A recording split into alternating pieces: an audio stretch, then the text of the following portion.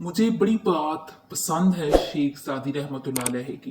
कर्ज लेने के मेहमान नवाजी करते थे। एक दिन सारे मकरूज इकट्ठे हो गए, कहने लगे बाबे पैसे दे। बाबा जी कहते हैं वो पैसे मांग रहे थे, मुझे टेंशन है, इन्हें खुवाया कुछ नहीं।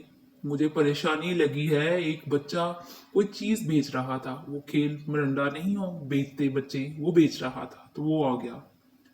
कहते कहने लगा बाबा जी, कहने लगे मेरे मेहमानों को खिला दो सारा। बच्चा भी राजी हो गया कि सारा इकट्ठा ही गायक मिल गया। सारा जब खिला दिया तो कहने लगे पैसे। शेख सादी फरमाने लगे तू भी बैठ जा, ये सारे पैसे लेने आए हैं, बैठ जा इनके पास, इन्हें मिलेंगे तो तुझे भी मिल जाएंगे।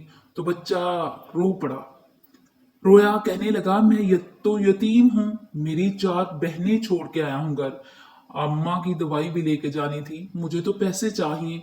बच्चा रोया तो शेख सादी का एक फरीद आया, उसने ला के नजर पेश की, हजूर ये नजराना है 400 दिनार।